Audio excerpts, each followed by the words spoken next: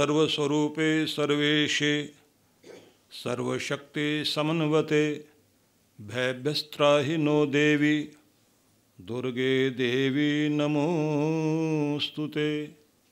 ओम ऐं ह्रीं क्लीं चामुण्डायै विच्चे। ओम ऐं ह्रीं क्लीं चामुण्डायै विच्चे। आप सभी को नवरात्रों के इस पावन पर्व की बहुत बहुत शुभकामनाएं।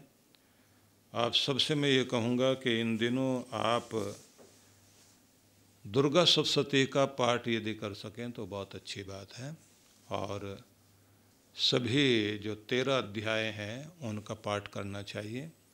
इसकी अपनी एक परंपरा है। अखंड दीप भी अपने घर में जलाना चाहिए और कलश स्थापन तो विधि पूर्वक किया ही जाता है।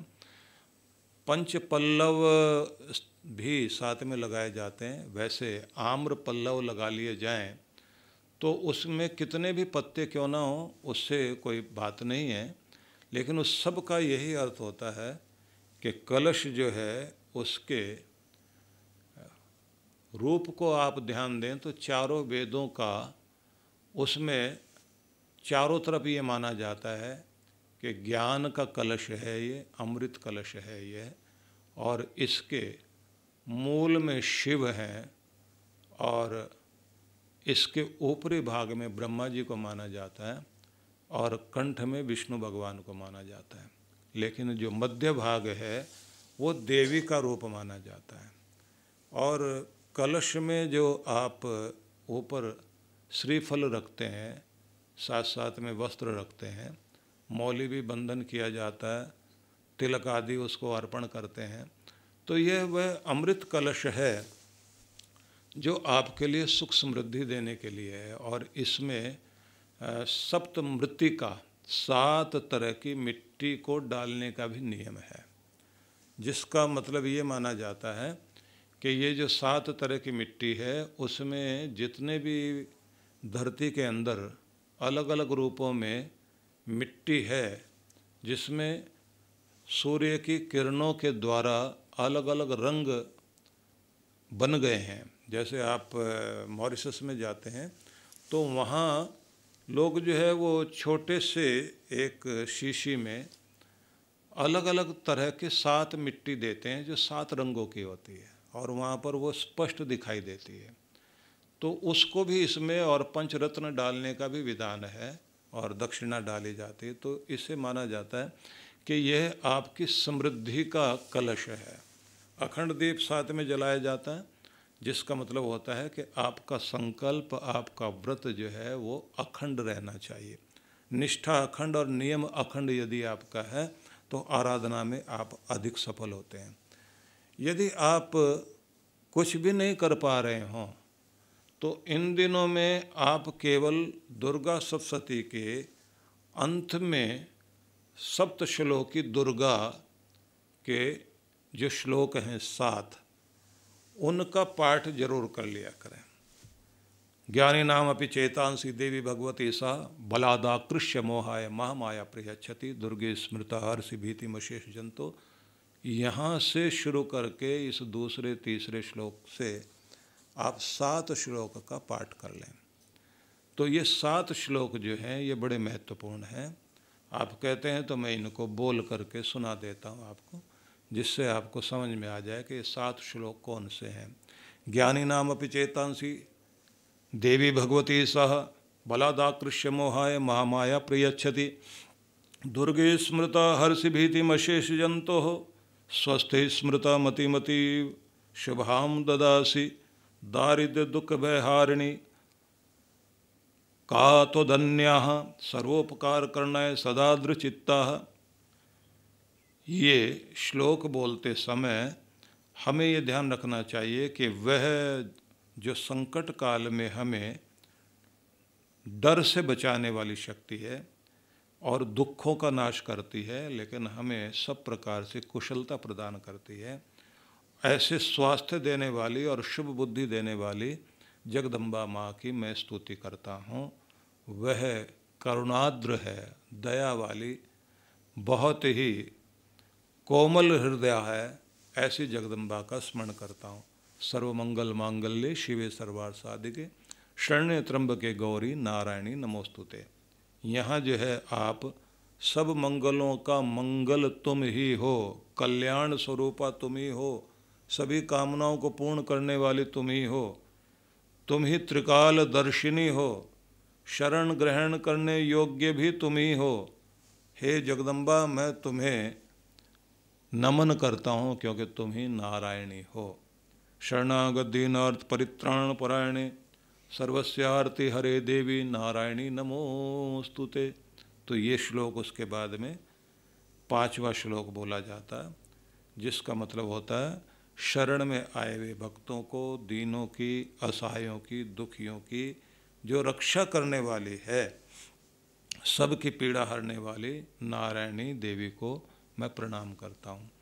तो ऐसे जो है ये श्लोक पाठ करते हुए आप 7 श्लोकों का पाठ कर लीजिए। सर्वस्वरूपे सर्वेशे सर्वशक्ति समन्विते भयभ्यस्त्राही नो देवी दुर्गे देवी नमोस्तुते।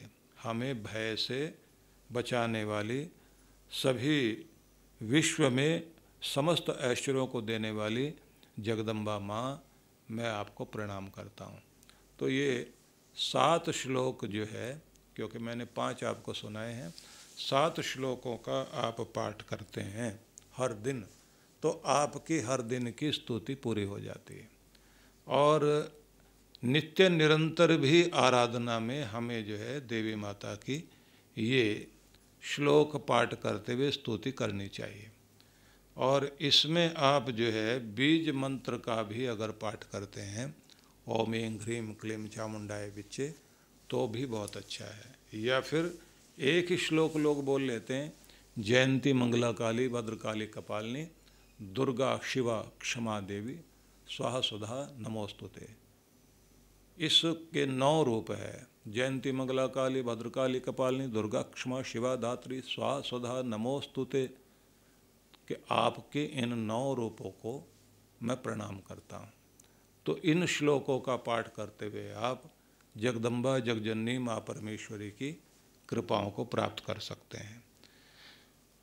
देवी भागवत महापुराण के विषय को ध्यान में रख करके जब आप लोगों कथाओं को सुनते हैं तो वहाँ तो बहुत विस्तृत वर्णन है, लेकिन इस दुर्गा सप्तशती में भी आपको 3 चरित्र के विषय में विशेष रूप से पढ़ने को मिलता है। शुंभ निशुंभ आदि की जो कथा पढ़ने को मिलती है, तो उसमें 3 तरह के राक्षसों का वर्णन करते हुए ये समझाया गया कि इन तीनों का नाश दुर्गा माता ने किया। उस संबंध में भी मैं आपको समझाऊंगा, क्योंकि वहाँ लोभ, क्रोध और काम तीनों को नाश करने के लिए जगदम्बा माँ ने अपना लीला वाला रूप प्रकट किया था। तो इन सब को हम ऐसे समझ सकते हैं कि अपनी शक्ति के माध्यम से हमें कुछ चीज़ों पर नियंत्रण करना चाहिए। मतलब हम चीज़ों को प्राप्त करने की भावना तो रखें, पर वो हमारा लोभ न बन जाए। हम अपने संसार में अपने रिश्ते और अपनी चीज़ें चलाने के लिए जो हमें भगवान ने प्रेम और उसके रूप में काम शक्ति दी है, उसका उपयोग जरूर करें, लेकिन वह राक्षस वाला रूप न बने। इसी तरह से हमारा रोष जो है वह बुराइयों को दूर करने के काम आए और कुछ भी दुख को दूर हटाने के काम आए, ये तो उपयोग होना चाहिए। लेकिन हमारा क्रोध राक्षस वाला रूप न धारण कर ले कि हमें राक्षस बना ले। तो यहाँ जो है आप देखेंगे अगली जो कथा सुनाई जाएगी उसमें आपको पता लगेगा कि ये जो हमारे अंदर वृत्तियाँ हैं ये राक्षस कैसे बन जाती हैं, और वो जब राक्षस बन जाती हैं तो फिर व्यक्ति को कितना भयंकर रूप देती हैं। तो आप देखेंगे कि जो ऐसे राक्षस हैं उन्हें नष्ट करने के लिए फिर जगदम्बा को, शक्ति माता को अवतार लेना पड़ता है। तो उसका मतलब ही क्या होता है कि जब कोई बहुत दुखदायी चीज़ दुनिया में प्रकट हो जाती है, उसे नष्ट करने के लिए कोई न कोई ऐसी शक्ति का उदय होता है कि फिर उसे हटाने के लिए बहुत बड़े अभियान चलाने पड़ते हैं। जिसको ऐसा कहा जाता है कि गलत आदतों को धीरे धीरे आप पालते हैं, लेकिन जब वो आदतें आपके जीवन को खराब करती हैं, किसी को नशे की आदत पड़ गई और भयंकर आदत पड़ गई, यहाँ तक आदत पड़ गई कि उसके कारण उसकी ज़िंदगी भी तबाह और उनके परिवार की ज़िंदगी भी तबाह हो गई, तब क्या करते हैं कि उस व्यक्ति को ले जाकर हॉस्पिटल में एडमिट कराते हैं और 30-40 दिन तक लगातार ट्रीटमेंट होता है, तब जाकर वो आदत छूटती है। जैसे आप देखते हैं कोई भी एक विष का पौधा, विषैला पौधा आपने उगा दिया, तो पहले तो आप उसको उखाड़ सकते थे थोड़ी सी ताकत लगाकर, बाद में बड़ा हो गया तो कुल्हाड़ी से काटिए फिर भी जड़े रह जाएंगे। तो किसी भी एक चीज़ को राक्षस मत बनने दीजिए, नहीं तो फिर उसके लिए कोई विशेष शक्ति लगाकर उसका नाश करना पड़ेगा।